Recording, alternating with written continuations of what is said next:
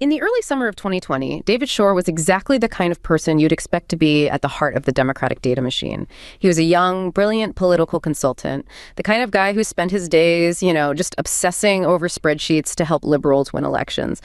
But then he sent out a single tweet. He shared a study suggesting that violent riots in 1968 had actually helped Richard Nixon win by pushing moderate voters toward law and order. The reaction was, well, it was instantaneous and explosive. Within days, Shor wasn't just being criticized, he was being hunted by the very activist circles he belonged to. They called his data racist and his timing violence. By the end of the week, he had lost his job. At the time, it felt like a total victory for the new progressive vanguard, a clear signal that the old guard was being replaced by a more radical, uncompromising moral clarity. If you weren't with the movement, you were the enemy, even if you were on the same team. But if you look closely at that moment, you can see the exact second the gears started to grind and seize. While the activists were celebrating Shor's dismissal, the old school liberals, the ones who actually hold the keys to the New York Times, the DNC, and the major networks, were watching with a growing sense of dread. They had spent years quietly tolerating the woke movement as a useful tool against Trump. But watching Shor get purged for simply stating a mathematical fact changed the calculation. It was the moment they realized the revolution wasn't just coming for the right, it was coming for them, too. We often talk about 2020 as the peak of the progressive movement, the year of the Great Awakening. But in reality, it was the year the movement accidentally bit the hand that was feeding it. From the Shor Firing to the Civil War inside the New York Times, 2020 wasn't the beginning of a new era. It was the beginning of the end. And the reasons why it collapsed say more about the reality of power in America than any protest ever could. That story right there just perfectly frames the core mission of this deep dive. We are tracking the evolution of Democratic Party electoral strategy from really the high watermark of 2010's progressivism right through to this pivot to centrist pragmatism we see defining the party today. Our goal is to look beneath the slogans and really understand the mechanics of this collapse. How was the powerful institutional center of the Democratic Party forced to push back against its own activist wing? And what was that tipping point? The thing that convinced the establishment that, internal self-sabotage was maybe a greater threat than the opposition itself. Exactly. And what's so crucial for you to understand is that this shift wasn't driven by a single external event, like, say, losing a big election. It was driven by the perception of an existential threat coming from within. From inside the house. From inside the house. The progressive movement crested in 2020, yes, but that year served not as a triumph, but as a moment of painful strategic self-exposure. It gave institutional Democratic leaders two overwhelming incentives to reverse course. Okay, what were they? First, the growing, quantifiable threat to the party's electability in close races. And second, the very real threat to their own institutional power, their own norms, and frankly, their own careers. Okay, let's start by really dissecting that David Shor incident because it really is the perfect case study. You have this brilliant young beta consultant whose entire career is focused on optimizing Democratic strategy. Right, he's on the team. He's on the team. He simply cited a study suggesting violent protests in 1968 likely helped Richard Nixon win because of a backlash effect around law and order messaging. It was a purely analytical point, intended to inform tactical decisions. And the response was immediate and absolute. It demonstrated how the movement had evolved past strategic politics. Shor was instantly hunted online by activist circles. He was labeled racist for sharing data that ran counter to the approved narrative, and then ultimately he lost his job. Right.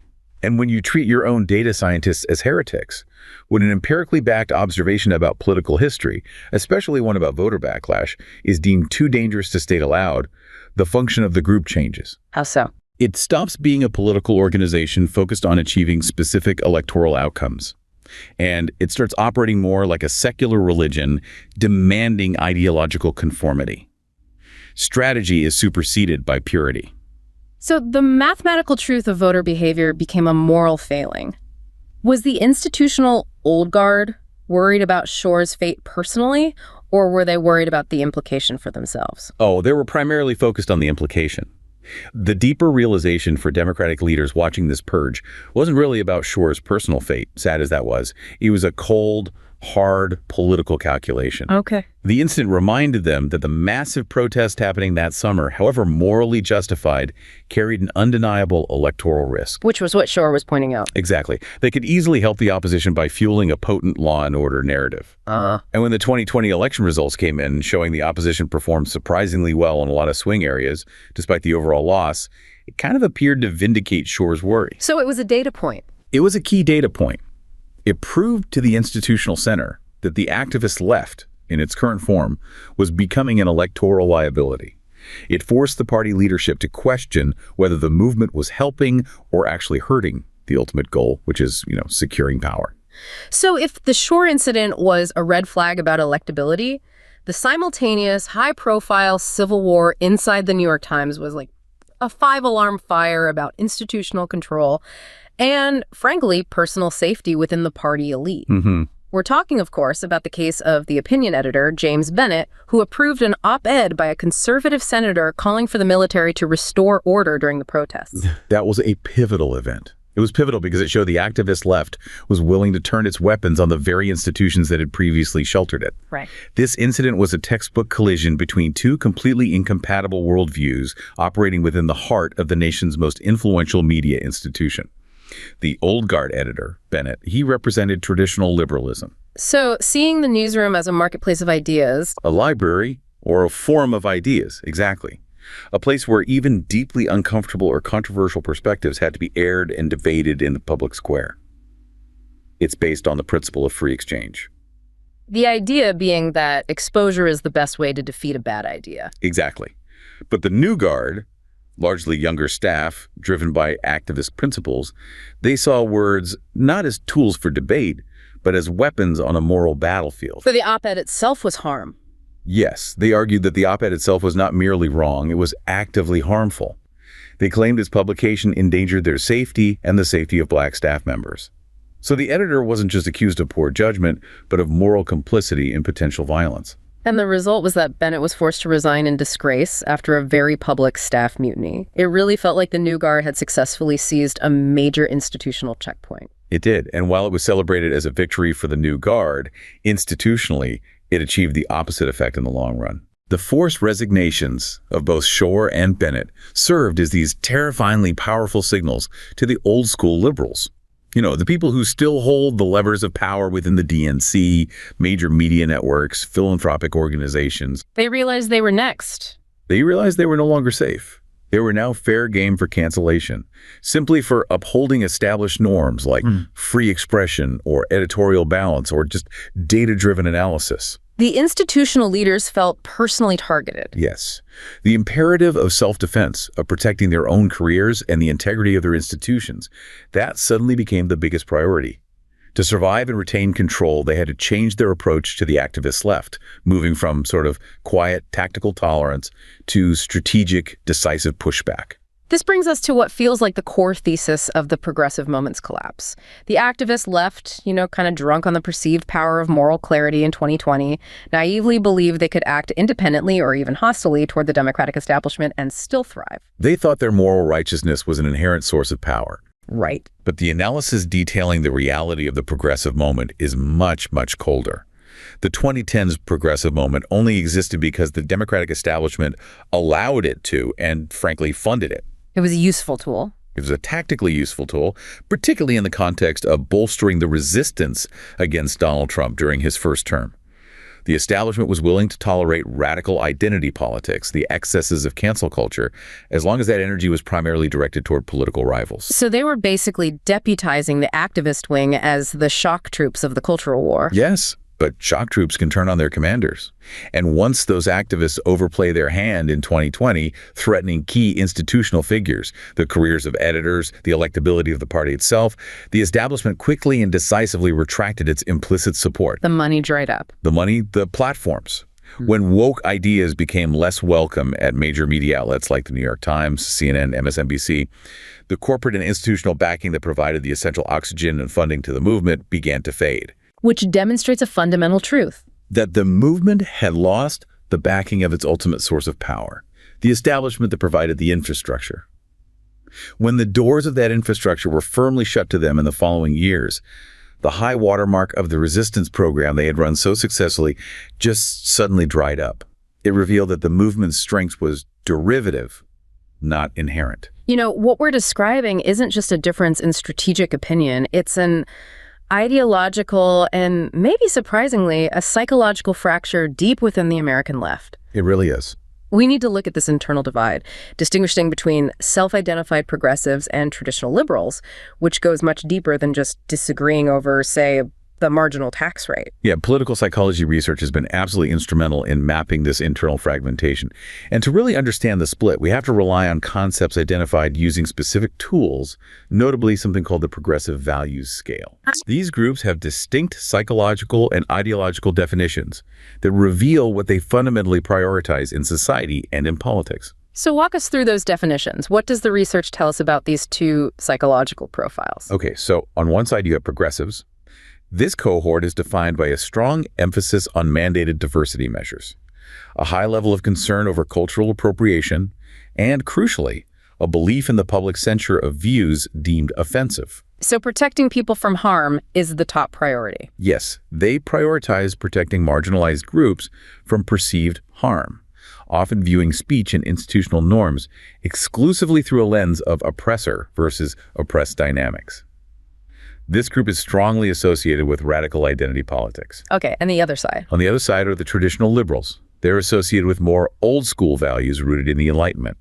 They tend to favor robust free expression, prioritizing it even when it leads to personal discomfort. So they prefer debate. They prefer gradual institutional change implemented through established democratic channels committees, legislation, judicial review, rather than disruptive activist approaches. They place a high value on democratic ideals of freedom, pluralism, and universal rights that the earlier 20th century left championed.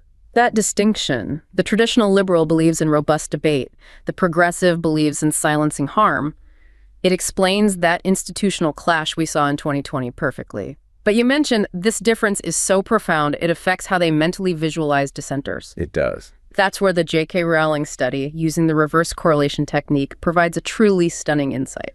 This is where we move from policy preference to subconscious bias. J.K. Rowling, being this prominent, universally recognized and established left-wing figure who nonetheless dissented on the issue of gender identity, she became the perfect focal point for this investigation. An investigation into what, exactly? Into how these two liberal groups internally categorize a perceived threat to group conformity. Okay, for our listeners, can you quickly explain what the reverse correlation technique is and why it's used here? Certainly. It's a sophisticated psychological tool designed to capture a person's internal mental image of a category or a person without asking them to explicitly describe it. So it gets around their conscious biases. Precisely. Participants classify a series of noisy, distorted images as either representing the target, in this case Rowling, or not.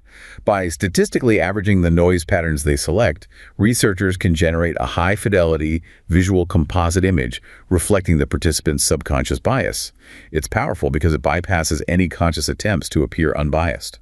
Fascinating. So what did the composite image generated by progressives reveal about how they saw the dissenter? The results were starkly negative. The visualization of Rowling produced by progressives was consistently rated by independent observers as cold, incompetent, immoral, relatively masculine, and appearing right-wing and prejudiced. The psychological insight here is profound. The mental penalty applied to the dissenter involved stripping away not just moral virtue, but also competence and warmth. Even more telling, researchers noted a statistically significant tendency to devalue her by stripping away gender-congruent features, rating the composite image as more masculine. So it's like, in their mind, disagreement means the dissenter has to be visually stripped of positive attributes. They must be rendered ugly, incompetent, and wrong. That's a good way to put it. And the traditional liberals, how did they visualize the dissenter? Their composite image was rated positively across the board. Warm, competent, feminine, and distinctly left-wing. That is the crucial nuance. It is. Traditional liberals maintained a benevolent and positive perception of Rowling the individual, even while disagreeing with her abstract views on gender identity. They effectively separate the person from the ideological conflict. So dissent is just a difference of opinion. Right. They see it as a legitimate, if incorrect, viewpoint. The internal divergence shows that progressives, on the other hand, fundamentally fuse disagreement with immorality. which makes the social devaluation of the dissenter a necessary psychological step. This inherent intolerance helps explain why the critique of woke orthodoxy has been so profound, even coming from within the left. If the goal is internal conformity and ideological purity, then dissent itself must be pathologized and punished. That's the crux of the problem. The focus on policing speech, the massive expansion of what constitutes harm, and the emphasis on a rigid hierarchy of victimhood have drawn heavy fire, even from committed anti-capitalist traditional leftists. Why them specifically? They view the current radical identity politics as a retreat from the real work of organizing workers and winning political power. They see it as substituting those goals with a dangerous spiral of internal outrage mongering and status competition. Let's discuss the specific critiques leveled at the intellectual vanguard of this movement, specifically Robin DiAngelo and Ibram X. Kendi, whose ideas became almost canonical in the public sphere around 2020. Right. The criticism from the traditional left centers on their fundamental rejection of universalistic principles, colorblindness, due process, individual rights that have long been the foundation of American liberalism and the broader civil rights movement. And there's that one quote from Kendi that always gets cited. The most frequently cited example is Kendi's claim that, and I'm quoting here, "The only remedy to past discrimination is present discrimination. The only remedy to present discrimination is future discrimination." That is a staggering claim because it challenges the very core American liberal belief that the goal is always to move toward colorblind equality. Kendi is arguing that the process must involve unequal treatment temporarily. Precisely. And traditional liberals and critics on the Democratic left find these concepts, that discrimination is the only valid solution, to be contradictory to logic, common sense, and crucially, electorally suicidal. They see it as promoting division rather than coalition. Exactly. Furthermore, the critique details that DEI and anti-racism training sessions, often based on these theories, are frequently seen as nonsensical, prioritizing individual status assertion over collective political action and amounting to humiliating struggle sections that fail to address economic inequality. And then there's the critique of cancel culture itself, the mechanism for enforcing this conformity. What did the left's internal critics say about its actual function? It was heavily criticized for being fundamentally individualistic, narcissistic, and transforming identity into a sacred commodity that needs to be safeguarded at any cost. So it's about the self, not the group. Yes, it's seen as replacing the anti-capitalist collective logic of the early identity politics movements with a distinctly neoliberal self-serving logic, where activists become, in a sense, status entrepreneurs. And the goal isn't really to fix anything. The true goal of cancel culture, according to these critics, is not correction, but to silence internal dissent and impose ideological conformity, which ultimately hobbles the left's ability to rationally debate strategy and correct its own errors. As one analyst put it, true criticism seeks to identify error. Canceling seeks only to stigmatize and punish the errant individual. We saw the absolute refusal of engagement when the famous Harper's Letter on Justice and Open Debate was published in July 2020. This was a letter signed by 153 well-known intellectuals, including figures with radical progressive credentials like Noam Chomsky, making a plea for open debate. And the letter itself was, fairly unexceptionable. A moderate call against ideological rigidity and silencing. Yet the progressive left's response was characterized by what critics called pathological denialism. They just refused to engage with the substance of the argument. Completely. They refused to address the substance of the argument that free debate was under threat. Instead, they relied on a series of predictable evasions. What were those evasions? What was the tactical refusal to engage? Well, they claimed the letter merely reflected the irritation of elite cis-white intellectuals who were finally being challenged. They denied that cancel culture even existed in any meaningful way. Or that it was a good thing if it did. Right. Arguing that if it did exist, it was only about dismantling existing power structures and rarely had any truly negative consequences for its targets. This mass denialism, this refusal to acknowledge the widespread chilling effect on speech, confirmed for many old-school liberals and Democrats that the progressive movement had lost its critical edge, become ideologically rigid, and was fundamentally intolerant of internal challenge. It cemented the need for the institutional party to seek intellectual independence. The ideological fractures and the institutional panic we've detailed didn't happen in a vacuum, did they? They were catastrophically validated by hard electoral results. Oh, absolutely. When institutional leaders looked at the post-2024 verdict, the data confirmed that the progressive cultural direction had become a profound electoral liability, potentially risking the entire project. The post-election research, notably from organizations like the Progressive Policy Institute, or PPI, confirmed the deep rot in the party's national brand. In the wake of the 2024 cycle, the Democratic Party brand was seen by many as being, and this is a quote, in the dumpster. Ouch. Yeah, with surveys showing only around 31% of voters held a favorable opinion. And crucially, the party had severely lost connection with working-class Americans across all demographics, a core historical constituency. The deficit wasn't just on policy, was it? It was on character and identity. You mentioned the staggering gaps in perception with working-class voters. What did that data tell institutional leaders about who the party looked like? It showed the party looked fundamentally weak and elitist. The numbers were devastating. Among working-class voters, Republicans held a massive 31-point lead on being perceived as strong. 31 points, that's a chasm. It's a chasm. They also held a significant 19-point lead on being seen as patriotic, and an 18-point lead on being perceived as competent and in touch. And this is where that analogy comes from, right? The whiskey versus the cocktail. Yes.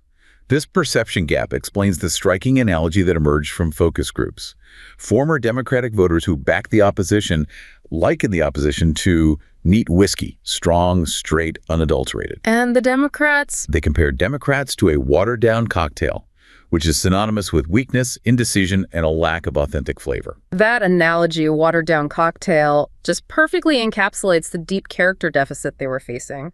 And the message sent by voters was explicit.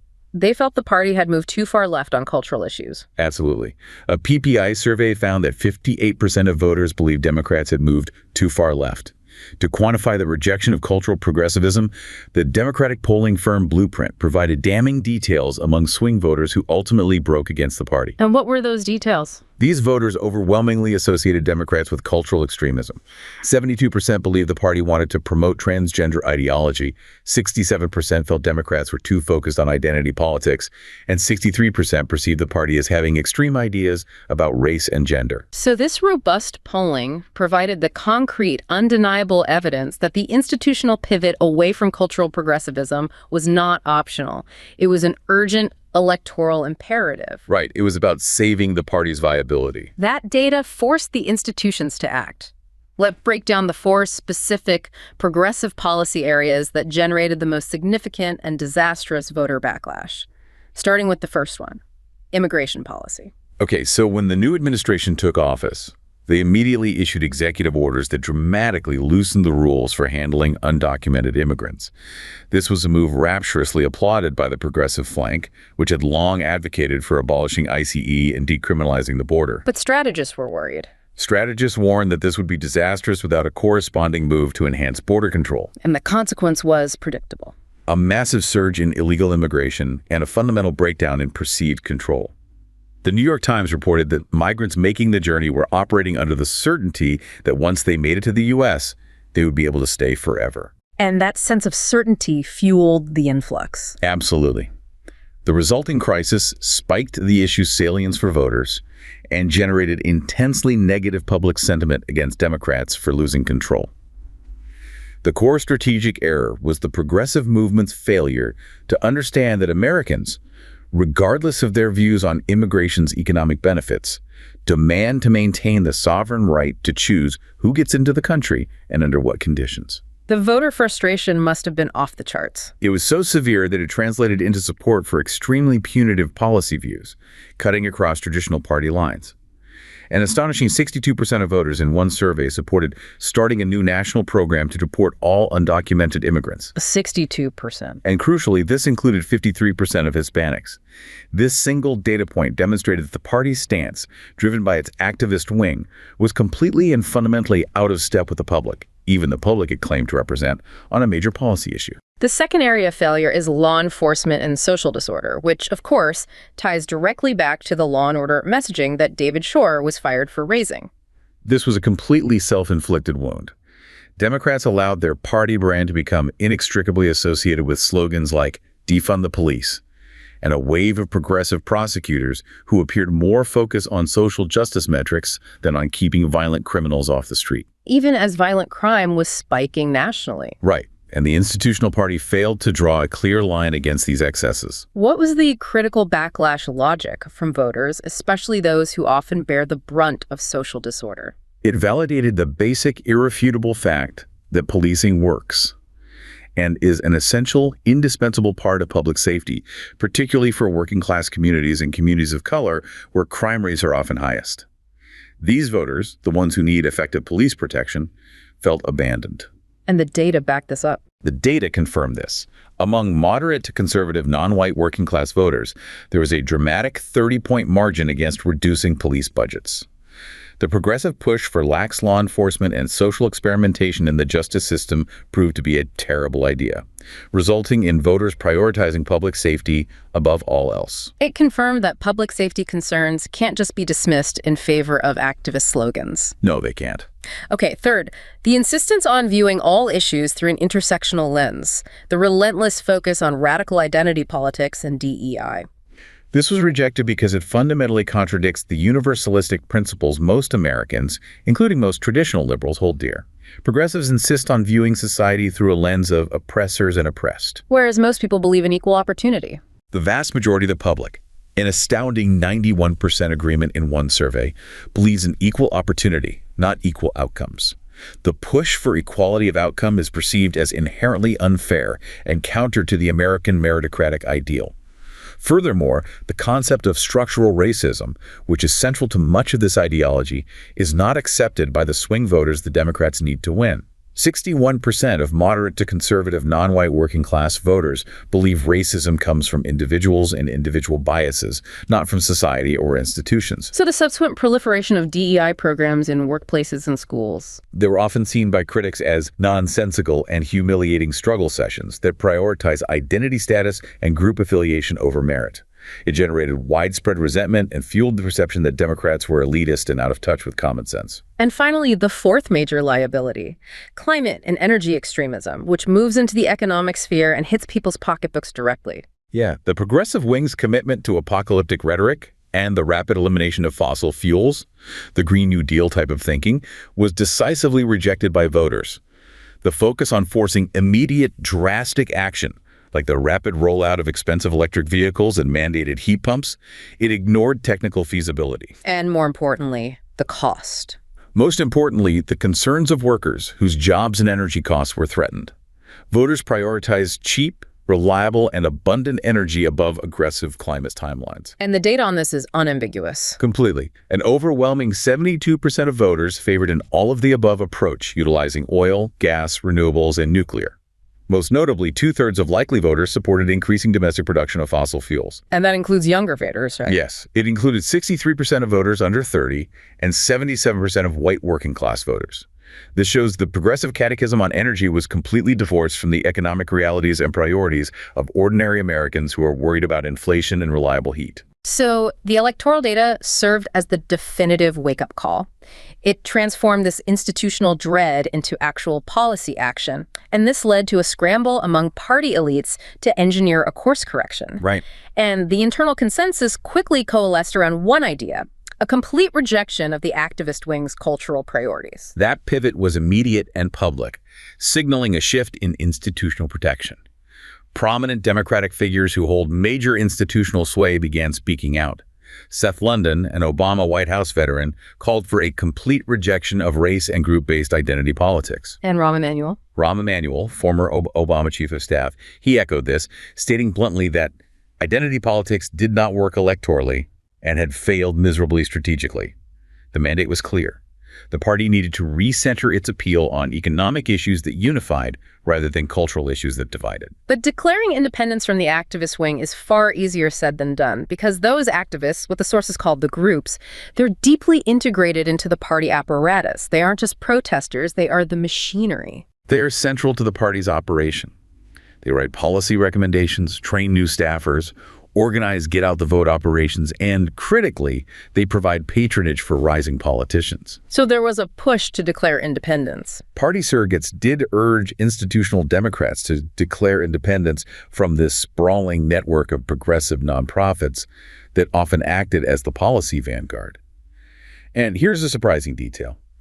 These groups were often heavily subsidized by taxpayers through various grants and governmental channels, giving them structural power. But there's a bigger obstacle, isn't there? The donor class. Yes. The biggest obstacle to abandoning these groups is that they reflect the preferences of the Democratic donor class. Large grant-making organizations, such as George Soros's Open Society Foundations and the Tides Nexus, fund much of this external apparatus. This effectively ties the institutional party's financial power to the maintenance of the ideological wing, creating a powerful financial disincentive for politicians to dissent. And we saw the immediate brutal consequences of defying this alignment with the case of Representative Seth Moulton, a Democrat who dared to state the obvious about some of these cultural issues. Right. Moulton made a very measured remark, stating he agreed with the 8 in 10 Americans who do not want schoolgirls, quote, getting run over on a playing field by a male or formerly male athlete. He was suggesting the party was electorally out of step on certain gender identity issues. And the blowback was instantaneous. And severe. It illustrated the activist network's power. Activists, spurred on by the funded nonprofits, immediately descended on his office, pledged to primary him, and his campaign manager abruptly quit. It got pretty nasty. The response was vicious, including one committee chairwoman denouncing him as a Nazi cooperator. This incident showed the tremendous difficulty any individual politician faces when attempting to defy the infrastructure backed by the donor class and the entrenched activist network. The institutions realized the pushback had to be unified. So faced with this institutional challenge, the proposed rebrand for the party was to shift to economic or authentic populism, an attempt to harness the energy of Bernie Sanders' criticism of oligarchy, but without the electorally toxic cultural rhetoric. This is the core strategy articulated by key Democratic strategists. Ben Rhodes, for instance, argued that Democrats erred by becoming unwavering defenders of the status quo in the establishment. And instead, they should actively oppose figures like the opposition leader as a clear manifestation of a corrupt, self-enriching, oligarchic global elite. The goal is to position the Democrats as the true anti-establishment force, fighting against structural unfairness. And to communicate this, Rahm Emanuel urged the party to drop the terminology of an aloof elite. What does he mean by that? He argued that terms like care economy, Latinx, or complex academic phrasing alienate ordinary voters because they sound like they come from an isolated college campus or a think tank. So learn from the opposition. He urged strategists to learn from the opposition leaders' crude and unfiltered language, not to copy the negativity, but to adopt language that is blunt and makes sense to people who are preoccupied with rent, groceries, and work. The message needs to feel authentic, not academically refined.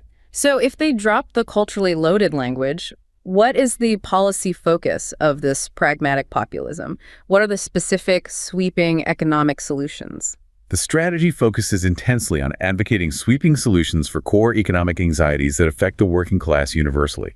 This includes quality childcare, expanding dental care through the Affordable Care Act, and easing access to credit for small businesses, especially those owned by Black and Latino entrepreneurs. And the messaging around that is key. The message is built around the idea of a reinforced social contract, that the economically successful 0.01% must give back substantially because they have thrived thanks to decades of public investment.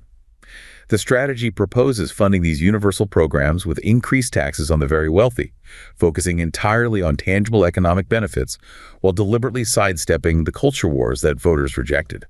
The push for institutional pragmatism is most concrete in the area where the progressive approach failed most dramatically: immigration.